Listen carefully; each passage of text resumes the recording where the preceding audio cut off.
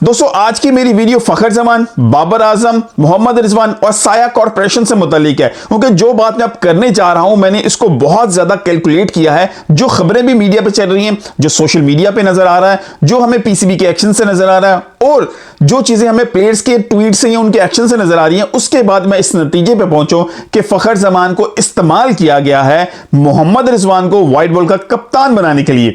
अब मैं आपको बड़ी पिक्चर में चीजें समझाता हूं, आपको समझ सारा कुछ आ जाएगा। सबसे पहले हम बात करेंगे बाबर आजम के रिजाइन के वक्त। जब बाबर आजम ने रिजाइन किया तो उस वक्त कुछ नाम सामने आए ओडीआई की कप्तानी के लिए, जिसमें दो बहुत ज्यादा इंपॉर्टेंट नाम थे, जो हैं मोहम्मद रिजवान और फखर जमान। उसके अलावा जो भी नाम सामने आया वो इतने स्ट्रॉन्ग कैंडिडेट नहीं थे, क्योंकि उनकी खुद व्हाइट बॉल के अंदर बहुत ज्यादा कोई कंसिस्टेंसी नहीं थी, टीम में जगह नहीं बन रही थी। अब जब ये दो नाम सामने आते हैं तो मजे की बात ये तीनों नाम जिसने कप्तानी छोड़ी है और ये दो नाम जो सामने, इन तीनों का ताल्लुक साया कॉर्पोरेशन से था। आपको याद होगी साया कॉर्पोरेशन, जिसके हवाले से जब बाबर आजम पे तनकीद हुई थी, इंजमाम उल हक लपेटे गए थे, जब पाकिस्तान वर्ल्ड कप के अंदर हारा था, तो ये साया कॉर्पोरेशन का बहुत शोर डला था कि साया कॉर्पोरेशन के अंडर ये बड़े बड़े प्लेयर आ रहे हैं, ये कॉन्ट्रैक्टेड हैं और बाबर आजम और मोहम्मद रिजवान के शेयर्स हैं और इंजमाम उल हक के शेयर्स हैं इस कॉर्पोरेशन के अंदर, और ये मेक श्योर करते हैं कि जो प्लेयर इनके साथ कॉन्ट्रैक्ट करते हैं उनको टीम में जगह मिलेगी। और हमने देखा बाबर आजम के दौर में कई ऐसे प्लेयर्स थे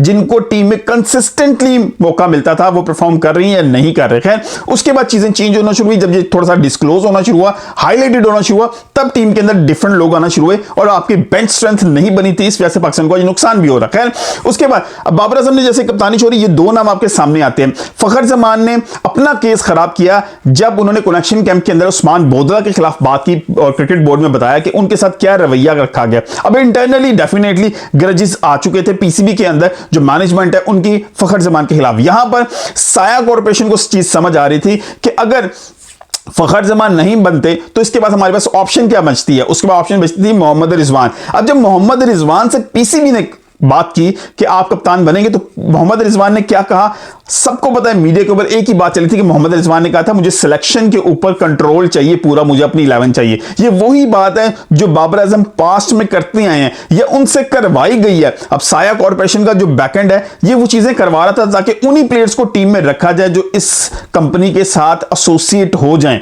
अब ये जो बात करनी थी ना कि मुझे कुछ फुल अथॉरिटी दी जाए, क्या मोहम्मद रिजवान का ये कैलिबर है या वो इतने बड़े प्लेयर हैं कि उनको इतना बड़ी क्रेडिट दे दिया जाए कि वो पूरी की पूरी टीम खुद सिलेक्ट कर सके?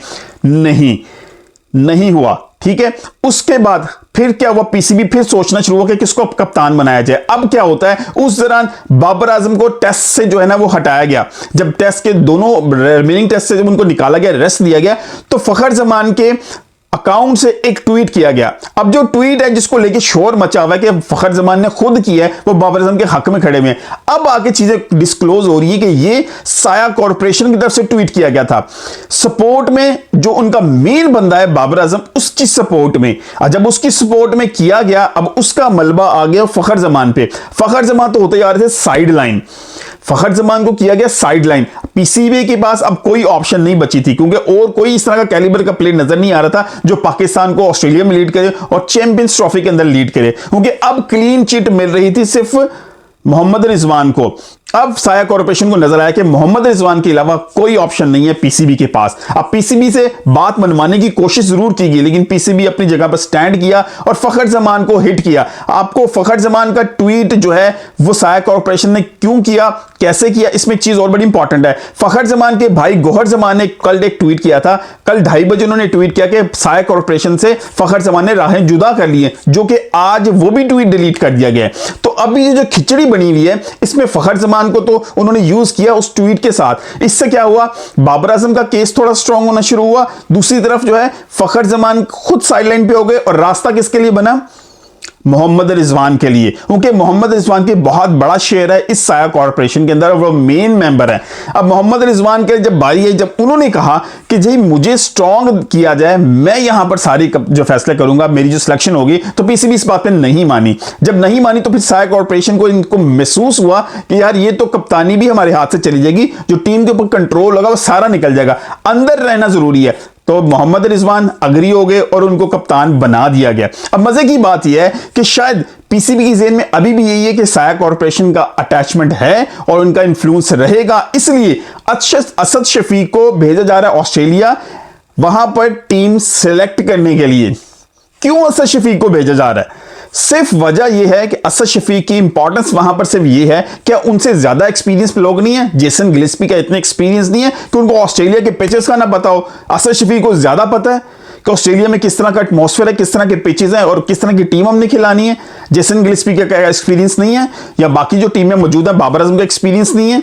सब एक्सपीरियंस लोग हैं वहां पर मौजूद हैं, जो कोचिंग स्टाफ है, अजहर महमूद भी वहां पर मौजूद है, जेसन गिलेस्पी भी वहां पर मौजूद है। तो सिर्फ असद शफीक स्पेसिफिकली मेंशन किया गया कि टीम 11 बनाने के लिए उनको भेजा जाए। तो बात सिर्फ यही है क्लियर कि उनको इन्फ्लुएंस जो किया जा रहा था साया कॉर्पोरेशन की तरफ से टीम के अंदर, उसको निल करने के लिए जो है असद शफीक को भेजा जाता है, जहां पे जो प्लेइंग 11 बनेगी उसके अंदर पीसीबी का इनपुट हो, ना कि साया कॉर्पोरेशन का। अब बात आपको समझ आ चुकी होगी कि कहानी कहां से चल रही है और कहां पर जा रही है। यहां पर सिर्फ डमी कप्तान बना के भेजा जा रहा है मोहम्मद रिजवान को, सिर्फ उनकी कनेक्शन होने की वजह से साया कॉर्पोरेशन, क्योंकि साया कॉर्पोरेशन की वजह से बहुत सी चीजें पास्ट के अंदर जो है ना वो खराब हुई हैं। पीसीबी इस चीज को अंडरस्टैंड कर रहा है। यहां पर कहानियां और भी बहुत सी निकल रही हैं, लेकिन अभी के लिए इतना ही, क्योंकि यहां पर फखर जमान को यूज किया गया है। फखर जमान के भाई ने ट्वीट किया कि साया कॉर्पोरेशन से हमने निकल गए, लेकिन वो ट्वीट भी अब डिलीट करवा दिया गया। इसका मतलब है साया कॉर्पोरेशन के अंडर रहेंगे फखर जमान, और शायद आपको ऑस्ट्रेलिया टूर में या जिम्बाब्वे टूर में या उसके बाद दोबारा फखर जमान दोबारा टीम के अंदर नजर आएंगे, क्योंकि ये ट्वीट डिलीट करवा दिया गया। अब इसके पीछे बैकडोर कहानी क्या चल रही है साया कॉर्पोरेशन, प्लेयर्स और पीसीबी के दरमियान। मिलते हैं अगली किसी वीडियो के साथ। अपना बहुत ख्याल रखिएगा। अल्लाह हाफिज।